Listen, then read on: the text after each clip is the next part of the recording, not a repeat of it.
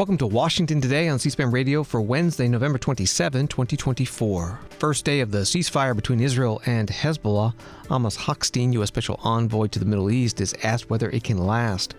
President-elect Donald Trump names retired General Keith Kellogg as his special envoy for Ukraine and Russia. General Kellogg has reportedly proposed the plan to end the war in Ukraine, including freezing the front lines. Several Donald Trump cabinet nominees are targeted with bomb threats and swatting. That's when people falsely report crimes to bring out a heavy police presence. The FBI says it is investigating. Vice President Kamala Harris, the former Democratic presidential nominee, tells party activists and donors that despite her not winning the election, the fight for their values and priorities goes on. Incoming Senate Appropriations Committee Chair Susan Collins talks about preventing a government shutdown in December and the spending and tax priorities next year when the Senate, House, and White House will be Republican-controlled. And it looks like there will not be a 5-year Farm Bill reauthorization by the end of this year. Instead, an extension of current programs for 1 year due to disagreements between the House and Senate versions. We'll talk about it with Zach Budrick, reporter with The Hill. Story from Reuters, a ceasefire between Israel and Lebanese armed group Hezbollah held on Wednesday after the two sides struck a deal brokered by the U.S. and France. But Israel warned local residents not to return to the border area yet or approach its troops. The agreement, a rare diplomatic feat in a region racked by conflict for months, ended the deadliest confrontation between Israel and the Iran-backed militant group in years. But Israel is still fighting its other arch foe, the Palestinian militant group Hamas, in the Gaza Strip. Reporting from Reuters. Amos Hochstein, U.S. envoy to the Middle East, was interviewed on CNBC this morning. How permanent and, dare I ask, how tenuous do you think this agreement is? There are reports now. The good news, a lot of Lebanese being able to get back to their homes. There's apparently mixed reaction in Israel as folks are worried that this won't be the end of it, and not everybody is going back to their homes. So it's a good question, and there's been a lot of, I think, misunderstanding of what this is. I saw a lot of networks referring to it as a 60-day ceasefire. It is not a 60-day ceasefire. It is a permanent ceasefire, or at least we hope so. So the way this works is that at 4 a.m. Earlier this morning in local time, so 9 p.m. East Coast time, the ceasefire went into effect. And that meant that the bombardments, the firing, all went silent. But the Israeli troops that were occupying space in certain clusters in South Lebanon are still on the ground. And part of that is just the reality that the Lebanese army does not have the capacity to be able to deploy forces into the south on an immediate basis. So it needs now to put together a significant force of over 5,000 troops to be able to deploy south and to maintain those positions. That's going to take some time.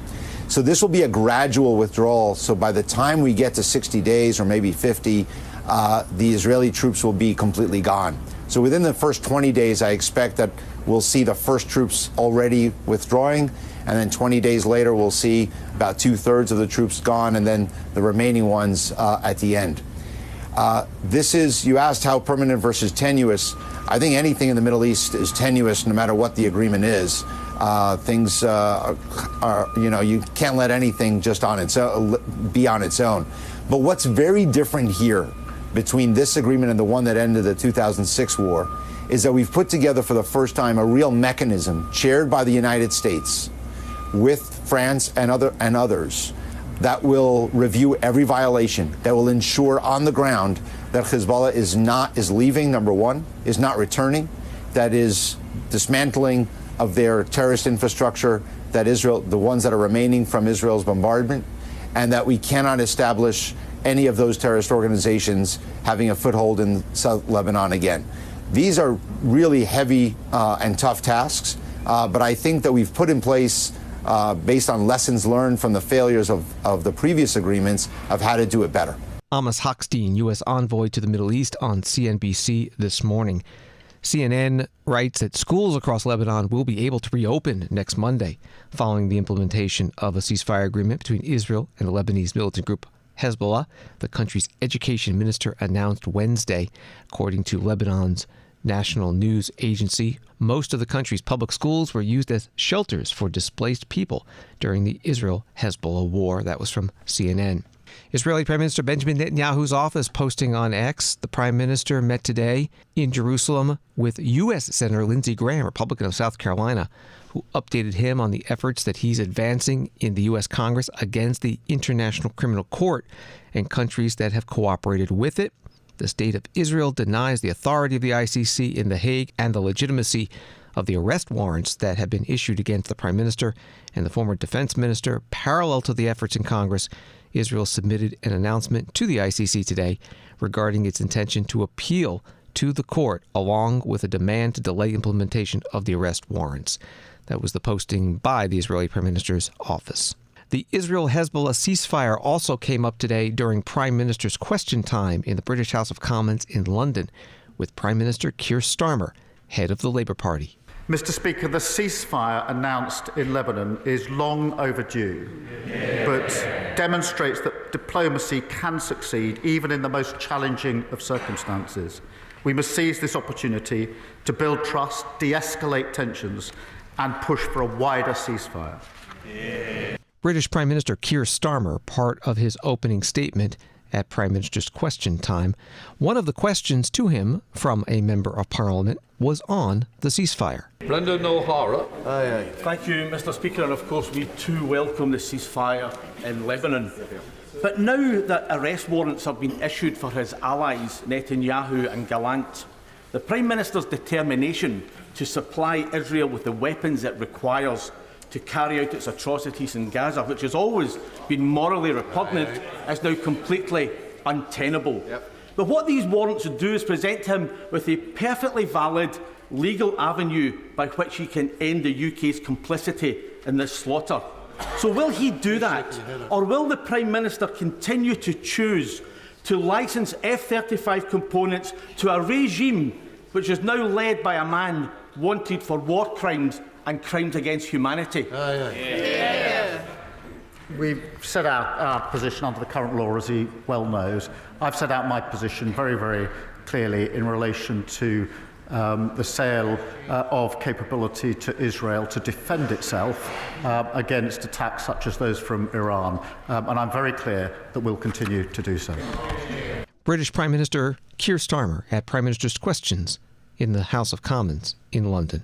Story from the Financial Times. President Joe Biden has provisionally approved a $680 million weapons sale to Israel, a fresh shipment of precision weapons that Israeli Prime Minister Benjamin Netanyahu cited as one reason for backing a ceasefire with Hezbollah. United Nations Secretary General Antonio Guterres put out a statement Tuesday night after the Israel-Hezbollah ceasefire agreement was announced.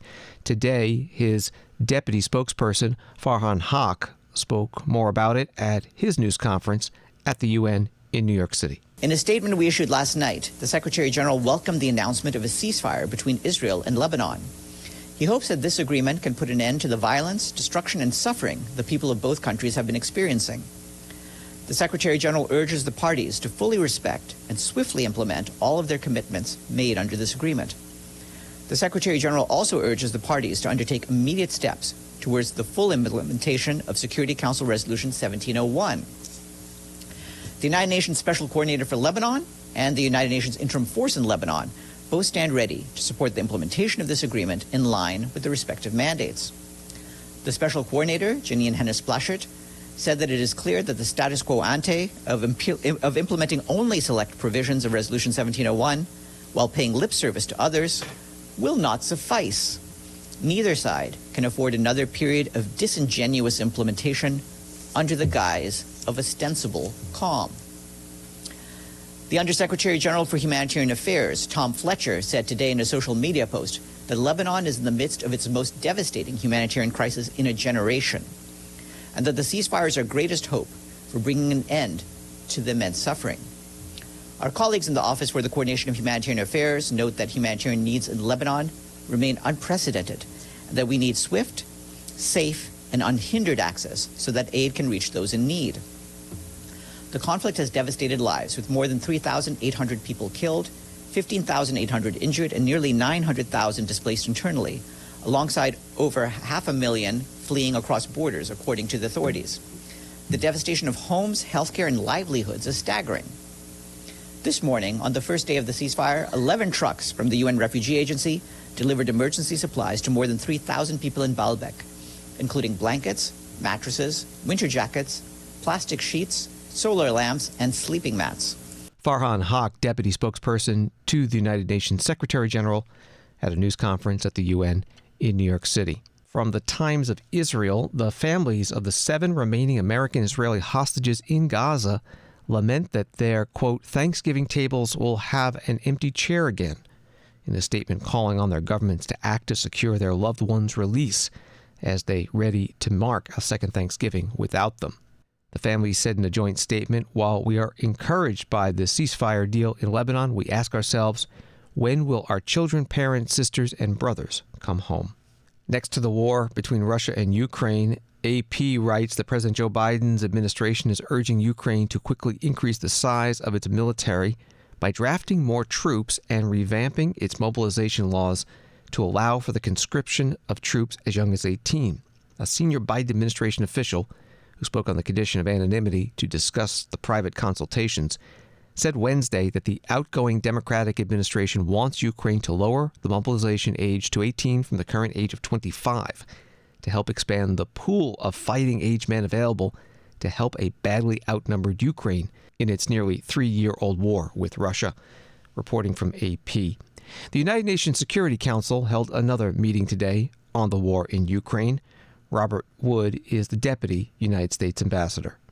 Russia has no right to assault the sovereignty and territorial integrity of other UN member states. Equating Ukraine's struggle for survival with Russia's expansionism undermines everything this Council and the Charter are designed to protect. Make no mistake, Russia continues to barrage the UN Security Council with disinformation in the hopes that the truth gets lost and the world tunes out. We cannot fall victim to Russia's cynical tactics and must remain focused on its violations of international law. We must stand by Ukraine, a fellow UN member state, as it defends itself from Russia's aggression. So, to help Ukraine protect itself from Russia's escalating and expanding war, the United States is providing Ukraine with hundreds of additional Patriot and AMRAAM missiles to strengthen its air defenses. The United States will continue to surge security assistance to Ukraine to strengthen its capabilities, including air defense, and put Ukraine in the best possible position on the battlefield. The United States stands with a community of nations in support of Ukraine and the principles of sovereignty and territorial integrity. Our future is at stake.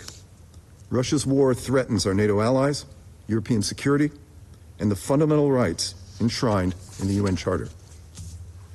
We renew the call for Russia to end this war and immediately withdraw its forces from Ukrainian territory within its internationally recognized borders and to meet its responsibilities as a member of this Council. The United States will continue to make this a priority, particularly DPRK's involvement in the war during our December presidency. Robert Wood, Deputy U.S. Ambassador to the UN at today's UN Security Council meeting on the war between Russia and Ukraine. President-elect Donald Trump posting on his Truth Social page, I am very pleased to nominate General Keith Kellogg to serve as Assistant to the President and Special Envoy for Ukraine and Russia. Keith has led a distinguished military and business career, including serving in highly sensitive national security roles in my first administration. He was with me right from the beginning. Together, we will secure peace through strength and make America and the world safe again. Retired Lieutenant General Kellogg was Chief of Staff for the White House National Security Council and National Security Advisor to then Vice President Mike Pence in the first Trump administration. Returning to the UN Security Council meeting today, Russian Ambassador Dmitry Polyansky used part of his statement to discuss the upcoming Trump administration. You will hear the voice of the interpreter. Let's think about cooperation with the new American administration. The likelihood of who's coming to power is something which Zelensky tried very hard to ignore. He even violated diplomatic niceties. And even if we're to lay to one side the prediction that Donald Trump will cut assistance to Ukraine, which for the Ukrainian army would essentially be a death sentence, it's becoming clearer that he and his team will, in any case, conduct an audit of the assistance provided to Kiev. And this prospect for the main Kiev corrupt boss and its subordinates is the most frightening scenario, because over some 3 years now, they have plundered so much that the Western experts' hair is standing on its end. In the UK press last week, there was a publication about theft by Ukrainian civil servants directly linked to the office of the Ukrainian president, involved in so-called restoration of the Ukrainian energy infrastructure. The reports talk about a number of mega-corrupt officials who are claiming that Russian strikes on these facilities means that war writes everything off. But this corruption and money laundering in the army is something that Ukrainian servicemen are always complaining about, and it's increasingly difficult for the authorities to be quiet about this. It's clear that many defense companies who on paper have received millions of dollars don't actually exist in actual fact.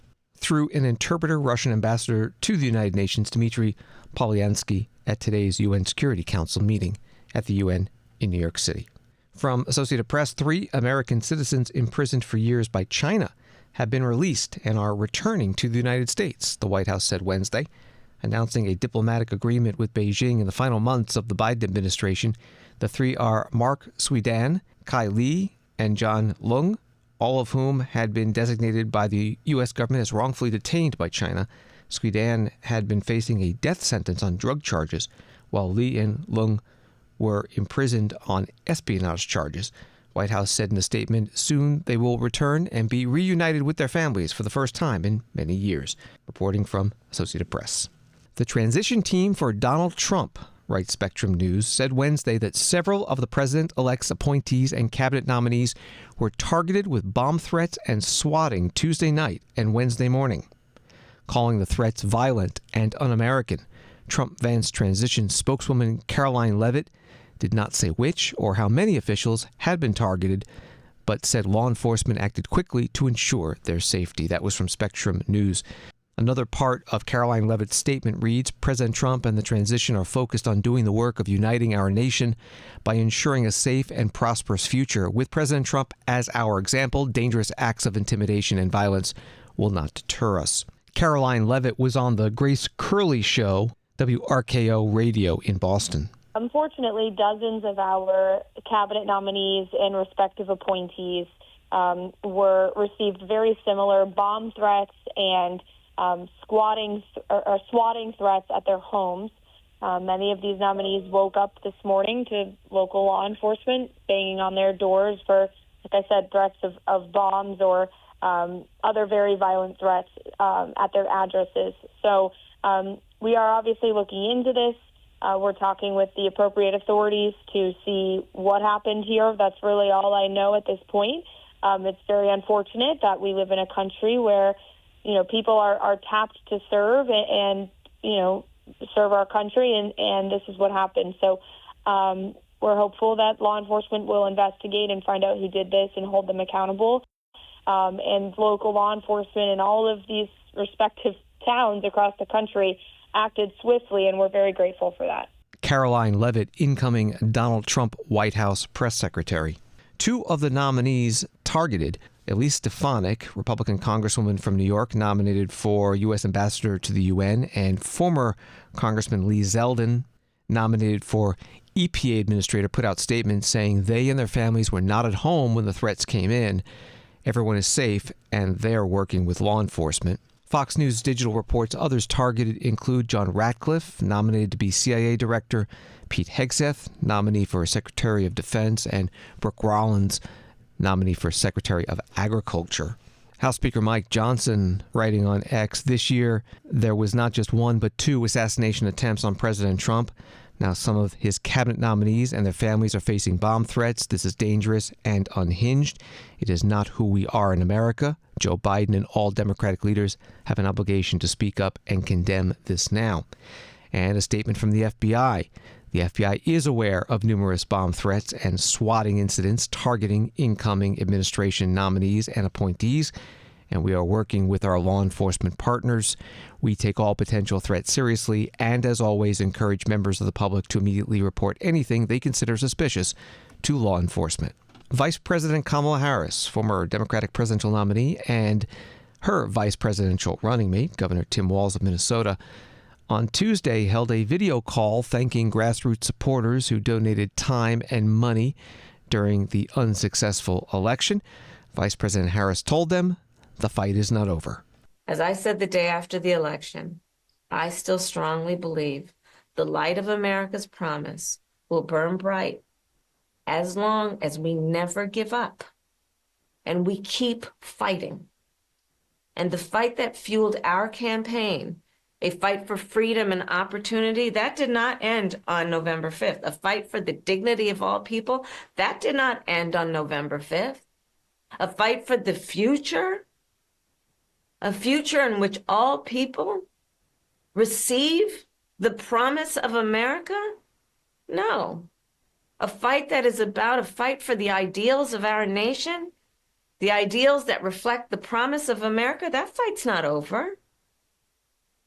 So look, we still have a lot to fight for, okay? A future where every American can pursue their dreams, ambitions, and aspirations, where the women of America have a right to make decisions about their own body, not their government telling them what to do.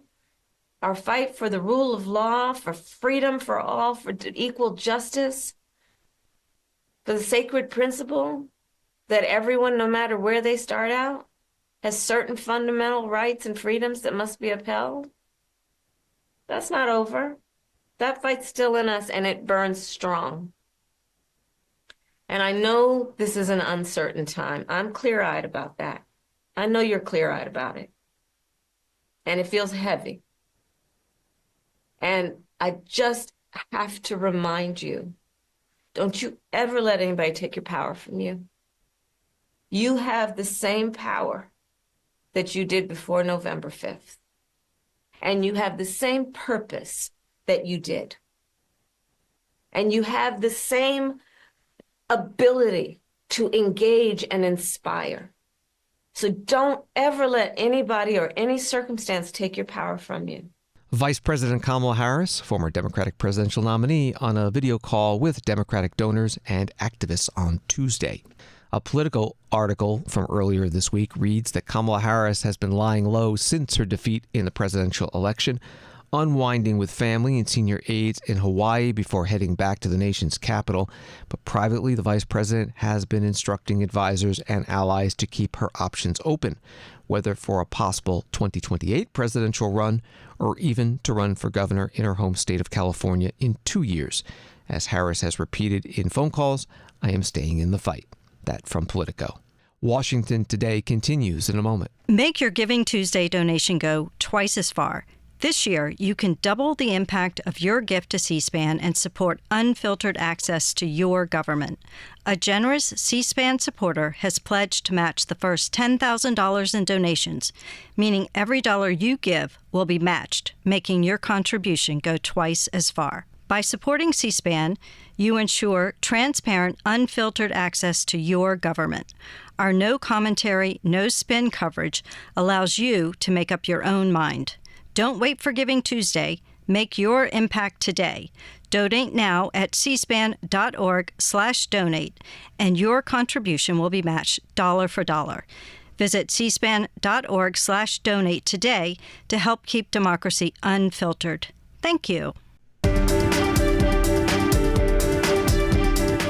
Welcome back to Washington Today, available as a podcast on the C-SPAN Now mobile app and wherever you listen to podcasts. The House and Senate are on recess this week for the Thanksgiving holiday. When they return next week, they will have 3 weeks to pass a government funding bill or risk a shutdown. Senator Susan Collins, Republican of Maine, currently ranking member on the Appropriations Committee, is set to become chair in the next Congress when Republicans will be in the majority. She was on the Hugh Hewitt radio show on Tuesday on what to expect. Senator, I read a floor speech by you talking about regular order and 12 bills getting 12 votes in the Senate. Is that how it's going to work out this year? You're still in the minority. You don't take over until January 3rd. Do you expect the CR to take us a good way into calendar year 2025 and then fix the rest of it, or for the entire year? My preference would be that we finish up the 2025 bills in December, because they were supposed to be done by October 1st.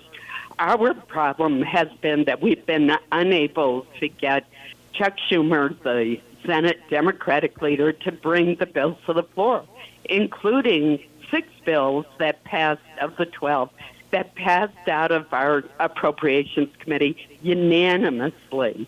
And it costs the taxpayers money when we operate on continuing resolutions. Those are the short-term spending bills to fill in the gap, because we continue to fund programs that should be either terminated or reduced. We block the start of essential new programs. The Department of Defense can't sign contracts during that period. So my preference is not to go into March, but finish the bills this year so the new administration can concentrate on preparing a budget that is due under law the first Monday in February for the next fiscal year. Now, Senator, I'm wondering if they can run concurrently. I have a new column at Fox News this morning on the need for the budget resolution to pass the House and the Senate in order for the reconciliation process to be unlocked. Is it wishful thinking to think that the budget resolution for 2026 can be done by the end of February so the trailing bills can follow? Well, the first thing we have to have is the president's budget, and the Budget Committee needs to produce the reconciliation bill that you mentioned. And I think we can double-track a lot of this work. The most important thing, as you have pointed out, that the reconciliation bill will be used for is to extend a lot of President Trump's 2017 tax package, which I voted for, as did, I believe, every Republican.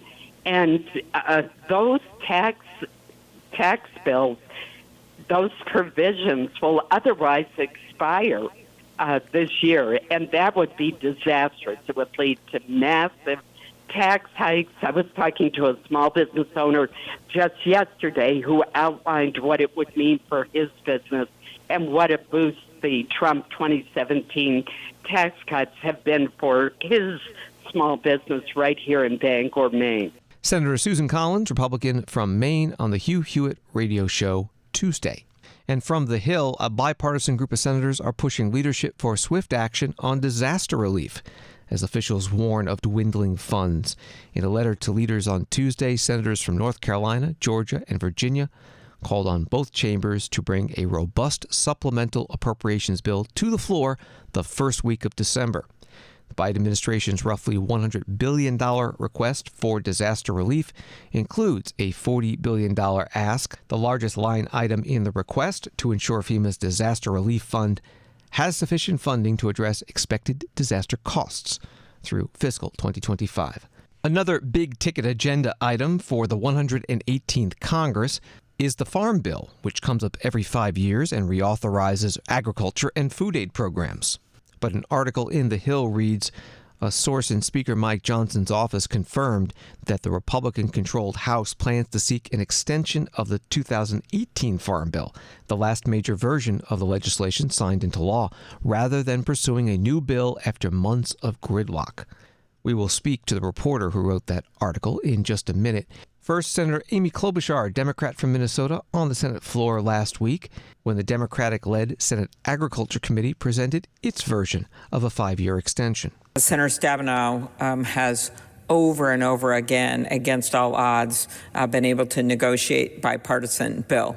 And when you look at these past bills, and you can correct me if I'm wrong, Senator Stabenow, it has been actually majority Democrats in the Senate vote on these bills, well represented by the 2 senators from Illinois who are both in this chamber today. But I just think the fact that you have over 100 provisions in here that are bipartisan is really important to note, because there's absolutely no way we can do this unless we do this together. And the other thing, while we're going to miss you dearly, as we go into next year, we know there's going to be a major debate of tax reform, which of course there should be, that will be dominating a lot of our Senate time and other issues.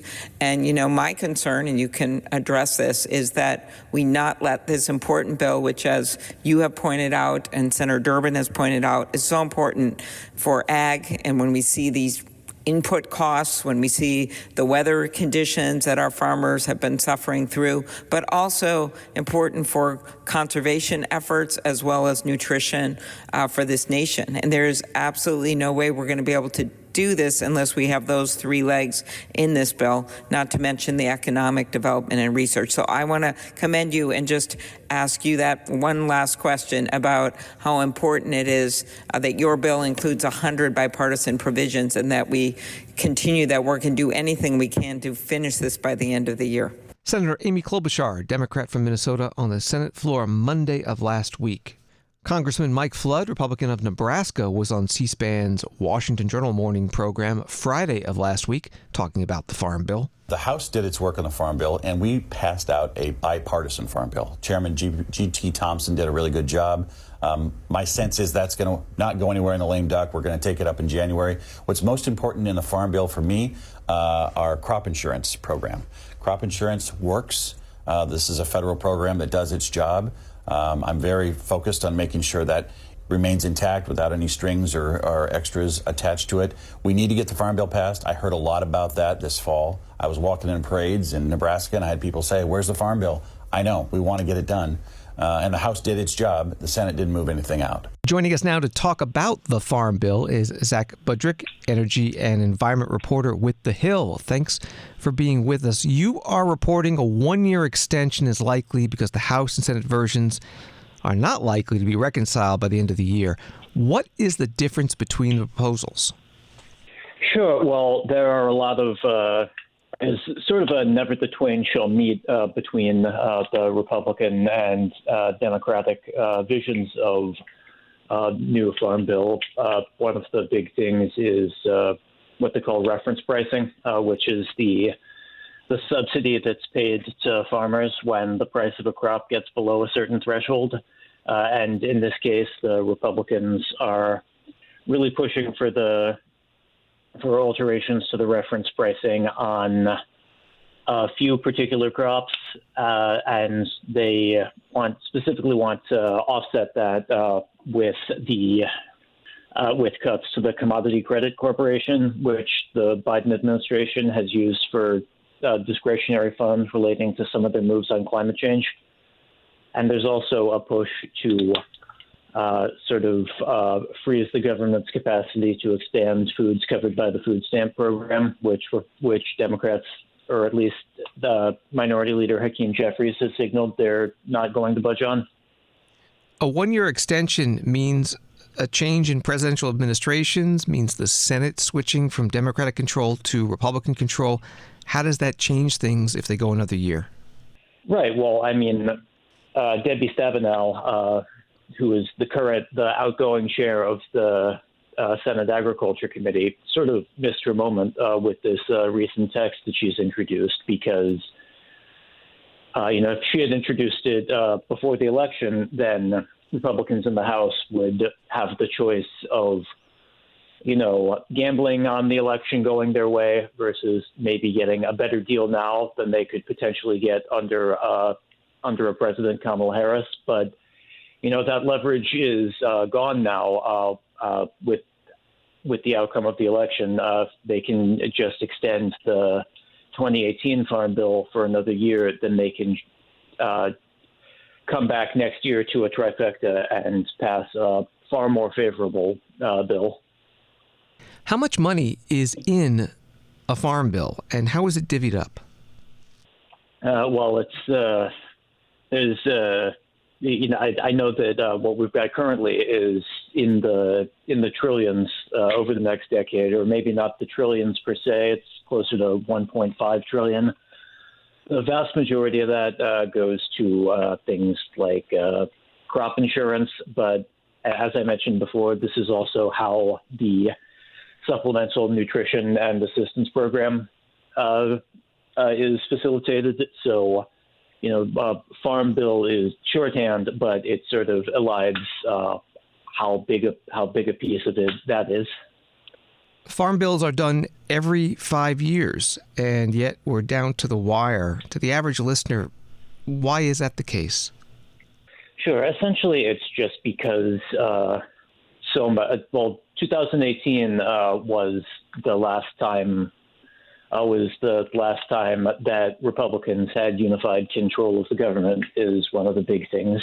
And obviously there have been, and this is also now the first times it's come up since 2018. And now obviously we've had divided government since, even though President Biden had a trifecta his first 2 years, this is the first time that we've hit by the time we hit the 5-year mark again, the House had gone Republican following the 2022 midterms.